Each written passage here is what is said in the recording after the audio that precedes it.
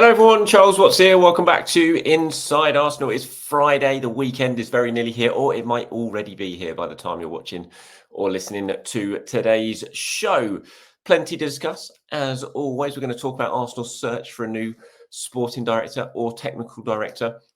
We spoke about Roberto Olabe obviously a little bit earlier on in the week. There's been plenty of stuff about him since then, some interesting stuff in the Spanish press about Arsenal and Olabe as well. So I'm going to go run over that whole situation in today's show. We're going to round up last night's international action, some Arsenal players involved for their national teams, plenty other stuff to discuss as well. You've been in touch with a few comments and questions, as always, that we'll run through as well. But I wanted to start on the sporting director stuff because it seems to be getting quite a bit of traction. I've been reading a lot about it over the last couple of days. Obviously, we spoke about Roberto Olabe, who David Ornstein wrote that story earlier on in the week that he was going to be leaving Real Sociedad at the end of the season, that he'd informed them in the summer that this would be his last season with the club. And given the links to Arsenal, we know Arsenal have worked with him very, very closely over the deals for Marino, Kieran Tierney as well, obviously, that he could well be in the run-in potentially to come in as Edu's successor. He knows Mikel Arteta. He signed Mikel Arteta as a player way back in about 2004, I can't remember what it was, as well. So the links are there.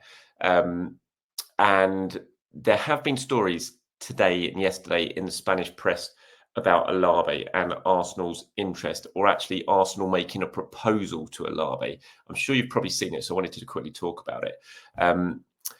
There's in one of the reports in the local media over in Sociedad that involves Sociedad. There was a report there, and this is a quote from it. It says, "This newspaper has been able to confirm that although his intention to take a break and enjoy more time with family, the truth is that Arsenal are very interested in inquiring his services and that he is very happy with their proposal." So I just wanted to talk about that because I've seen lots of people talk about it going, "Oh, Arsenal have made an offer for Roberto Olabe." Look, as far as I'm aware, that is not the case. Arsenal's still at the very, very start of this process of appointing someone to come in and replace Edu. At the moment, we're not even sure yet, and I don't think they're sure yet who the exact role that they want this person to come in, because obviously Edu was promoted from his technical director role to the sporting director role, and at the moment there are discussions over whether the new person comes in is going to actually be a direct replacement for Edu, or is going to go back to just really overseeing the senior men's team, so be more of a technical director as well. So that's all going on. I don't even think Arsenal are leading this search, because as far as I'm aware, that this initial part of the search is going to be sort of tendered out to a recruitment company, and they're going to sort of whittle down as well and lead the potential, get a list of potential candidates to bring to the offer to the club as well, before the club then make their decision on who they're going to really go for. So I think we're at a very early stage. So I'd be very surprised if Arsenal have made a proposal for Roberto Olabe at this point, despite the reports that you might well have seen from France. There's lots of other names that are doing the rounds at the moment, as you would imagine, but there is no rush. I said it when I've talked about this before. Arsenal executive team are over in America at the moment. They might even be on their way back by now, ahead of next week's return to training. And obviously the sporting director hunt, or the technical director hunt, would have been at the front of those discussions, as well as the summer plans for the transfer window that the club were presenting to the owners while they're over there. Jason Ito, who is the interim sporting director at this time, would have been part of those discussions over in LA, and Arsenal very, very happy with Jason Ito, and they believe he's very well placed to continue the role that Edu has done, up to, even if it does take up to the summer transfer window. He knows the system, he knows the process. He's been working with Edu closely for the last 5 years. He's been his number 2 for a year, and Arsenal are very confident that he can step into his shoes at the moment while this process to appoint a successor goes on. He might even end up being that successor. I don't think he will, because the signals are that although he is very highly respected, that it might be a little bit too early for Jason to go in and actually take the top job straight away. So I think he'll probably just do it on an interim basis before an appointment is made. But they are happy with him and confident that he can do that role at the moment well enough, preparing for the summer transfer window. Yes, I know the January transfer window is coming up, but as I've said before, I'm not convinced Arsenal are going to be major players in the January transfer window. I still think that's going to be more of reactive window than a proactive one, and all the focus, the majority of the focus right now is for the summer transfer window. There's been lots of other names linked. We've seen Mertesacker, mentioned as potentially moving up from the academy, doing that. We've had Thiago Scuro from Monaco, Thomas Rosicky, of course, with that Arsenal connection. He's been doing a really good job over in Prague. Rolf's at Leverkusen as well. So there's lots of names being mentioned, but Olabe is the one who's certainly sort of generating the most traction right now.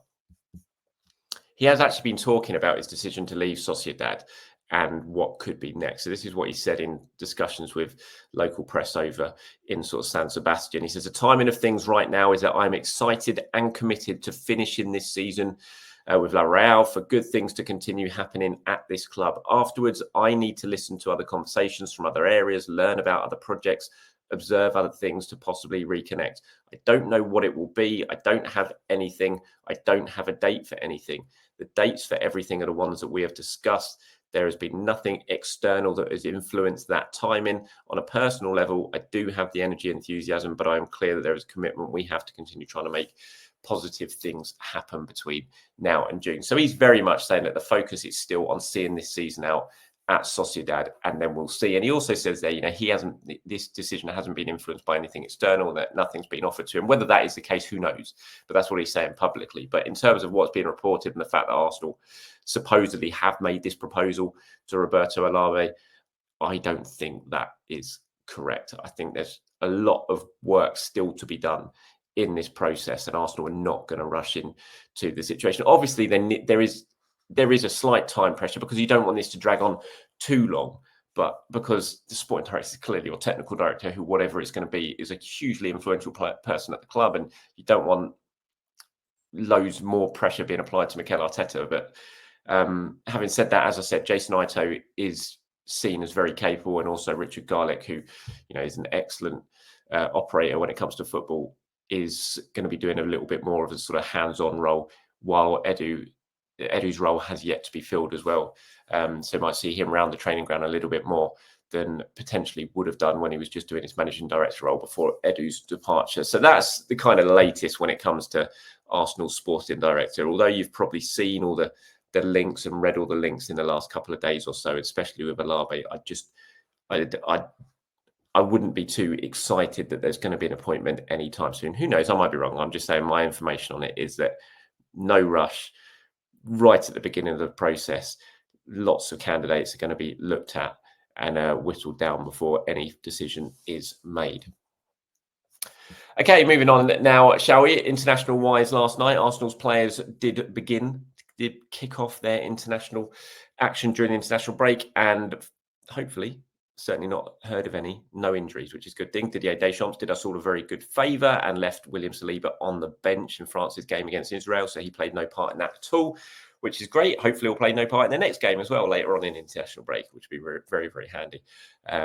So no minutes for Saliba. Trossard played the full 90 as Belgium lost 1-0 to Italy. No Calafiori, of course, for Italy in that game. Over in Brazil, Brazil drew 1-1 with Venezuela. Gabriel Magalhães played the full game at night centre-back. Gabriel Martinelli came on late on, I think it was like the 82nd minute, got booked as well. But yeah, he only got a handful of minutes. But the important thing is, all of those players who were in action last night as the international break kicked off, no one got any injuries. We've got a couple more matches tonight to keep an eye on. Portugal playing Poland, so Jakub Kiwior in action. Then you've got Denmark versus Spain, so David Raya and Mikel Merino potentially in action as well for them. Actually, I was going to talk about, but while we're on international, let's quickly talk about this, shall we? And then we'll go back to what I was going to talk about with Jurrien Timber. Obviously, brilliant win for England last night. Fantastic. Some really good goals in that. Curtis Jones's goal, Curtis Jones' performance. I really do like Curtis Jones, I have to say. Whenever I watch him play, I think he's a really talented player. Brilliant goal that was as well. So great 3-0 win for England over in Greece. I thought Ian Wright's comments about what Harry Kane had to say about the players pulling out was really good, first of all, which is no surprise because Wright, he always talks a lot of sense. It was quite funny to see Harry Kane left on the bench after all of that and dropped by Lee Carsley in England, actually playing a hell of a lot better than they have done when he's in the team. But yeah, Wright, he was talking about it and about Kane's comment. This is what he had to say. He said, I was very surprised, if I'm totally honest, as you're talking about somebody who's been in the trenches with those guys. Every single England call-up is important. Every single one is an opportunity. And it just felt like we were talking about the captain of a bunch of players who has said that Gareth has brought them together and everything is so strong. To go from all that unity in the squad to then a few withdrawals, and then you're hearing about a lack of commitment. Again, I have to go back to the FA. The FA have chosen not to have their new manager here for this game. They've kind of set a precedent for it. But for Harry to say that about players that he's been in the trenches with, 2 finals, semi-finals, the World Cup, knowing the calibre of the players, to then say he's disappointed to see them not come in, especially with the fixtures and how the game is going crazy, it was a bit of a shock to me. And it was. I just thought it was really weird, odd timing for Harry Kane to say that. Lee Carsley didn't say anything about it. So for the captain to come out and say it, and they're really key players as well. And players who, as Wrighty says, has been there and done it, are always there. Declan Rice, Bukayo Saka. I know he didn't name those two specifically, Harry Kane, but still 2 players who play for England all the time, who never really pull out, who are always starting and seem to be playing 90 minutes. To then sort of tar them with the same brush. As I said yesterday, I thought they were really odd and poor comments from Harry Kane. I thought Wright was bang on in his analysis of it yesterday. Yeah, very interesting as well. Fair play to Lee Carsley for having the balls to drop Harry Kane for that game and play Ollie Watkins. And England just looked a lot more fluent without having Kane dropping back into those deep positions and slowing everything down. I thought it'd be very interesting if Thomas Tuchel will do the same. I doubt it, but it'll be interesting to see nonetheless. Right, let's quickly go back to what I wanted to say about Jurrien Timber. John has got in touch here and he's talking about Ben White's injury. He says, I think Ben White missing is a problem. Those overlaps with Saka and the triangles with Saka and Odegaard, that took a long time to perfect, and it's a core part of our attack. I can't see any of the players coming into the right back for replicating those overlaps and triangles. Partey certainly doesn't fit that purpose. That's why I feel we are not creating as many good opportunities from the right. I agree that it is a big miss, no doubt about it. And we all know that Arsenal's right side is such a strong part of the attack when everyone's fit. Saka, Odegaard, White is such a brilliant partnership. They get on so well. But I do think, and this is why I'm absolutely adamant that Jurrien Timber has to play right back while Ben White is out. No moving him over to left back. You know, whatever happens, even if Calafiori's not fit, play Zinchenko, play Lewis Skelly, play Kivior there. You've got to have Jurrien Timber right back for me, because when you say it is a problem, it is. But when we've barely seen him play right back, but when he has played it very, very well. I think it was the Leicester game, wasn't it, where he got an assist in that game for Leo. Was it Leo's assist? I think it was. No, it wasn't. It was Martinelli. He got the assist for Martinelli.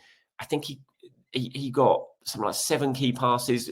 He was bombing down that right-hand side. It was one time we've really had an opportunity to see him on that as that right-back role, and he was doing what Ben White was doing.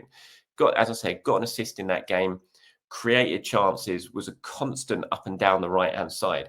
So I do think that even though it is going to be a blow not having Ben White, Jurrien Timber is key to making sure that Arsenal don't suffer too much about Ben White, because we just haven't seen him in this role enough. But when we have seen him, he looks really, really threatening and really, really top quality. I mean, we know he's top quality. You can play him centre back, left back, right back, wherever, and he's going to be top quality because he's that good a defender. But I'm really interested to see him have a proper run now at right back and not having to shuffle over and play on his wrong foot on the other side, which he's done it very, very well. And he's been really important for Arsenal during these injury issues. But it's going to be great to see him on that right-hand side. And I really do think that he can make up for the absence of White, and he can have a really great relationship with Saka and Odegaard as well. Martin here was talking about Harry Kane. He said he's totally wrong. Excuse me, Harry, who actually plays to pay his wages? The clubs, ergo the club's demands on them come first 100% of the time. There is far too much international football for a start, and then they dream up pointless Mickey Mouse competitions to replace even more pointless international friendlies. It wouldn't be quite so bad if the national managers treated players with some respect instead of running them into ground and sending them back to their employees broken. Shut up, Harry. So that's what Martin had to say about Harry Kane's comments. Kalu said, hey, Charles, your show is my morning breakfast. Thank you very much. My take regarding Alexander Isak is this. He is a good player, but not a proper fox in the box number 9, which we really need. But he can play either from the left or right, depending on the situation. He's no fox in the box. So my first choice would be Victor Osimhen, who's a fox in the box finisher. Great work, contributed to support Odegaard, and defenders will be scared of him. Look, I mean, Osimhen in Arsenal, it's been an ongoing thing, isn't it? Always mentioned as a possibility. As I've reported before, there was interest a few years back before Arsenal signed Gabriel Jesus. There were talks taking place. I've heard nothing to suggest since then that there's a realistic possibility that Arsenal will go back for Osimhen. He's obviously doing really well for Galatasaray. He scored a couple of goals against Tottenham, which was good to see recently in the Europa League, and has had a good start over there, which you would expect. He would have a strong season in Turkey. It'll be interesting to see what happens with him in January, whether he stays at Gala and finishes the season on loan there, or if anyone takes advantage of, I think there's a reduced release clause now in that contract he has with Napoli. So yeah, he's going to be one of the players again when Arsenal are looking for a striker who will constantly be mentioned. But I do think that Isak and Gyökeres will probably be ahead of him in the pecking order when it comes to Arsenal's scouting network. Charlotte here says, Claire Wheatley having full solo control over the women's team will be disastrous. She's historically useless at the job. We need someone actually qualified to find a new manager. So you're not a fan of Claire Wheatley potentially taking full charge of the women's setup again. It depends what happens with this appointment as Edu's successor. Is it going to be a sporting director? If it is, then they'll have control over the women's team as well as the academy and the senior men's team, or will it be a technical director? And that means that someone like Claire would have more responsibilities. For now, I know that Jason Ito is heavily involved in the search for the women's manager. Again, similar to sporting directors, I've not heard there's any actual major rush, that they're not desperately, really close to signing someone. And, I think they're very comfortable with the job Renée Slegers is doing at the moment. And they want to make sure when they do make an appointment, they get the absolute top person for the job. But Jason is absolutely on that right now. I know that for a fact. So it's not just Claire Wheatley is controlling that at this stage, that Jason is still playing a very key role in his role of interim sporting director in the hunt for a new full-time successor to Jonas Eideveld. One Nation says, do you think Arteta should take Arsenal on a mid-season training break to Dubai as it paid dividends last year? For example, January between the Brighton and Tottenham games. I think if it is possible, it will definitely happen. If there is a chance that it can be done, Arteta will take that chance. He loves going to Dubai. We all know the success that Arsenal had after last season's trip to Dubai in January, I think it was.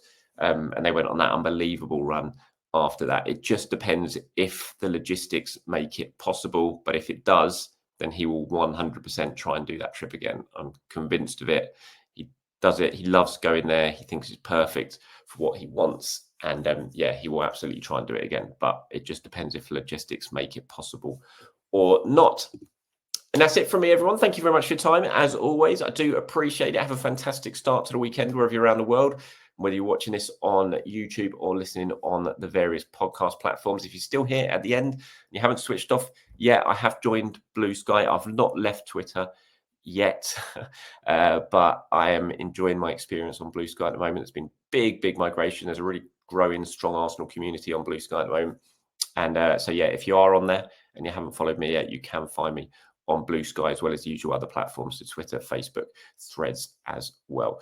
Until next time, everyone, have a fantastic day. Enjoy the start of your weekend, and I'll speak to you soon. Bye-bye.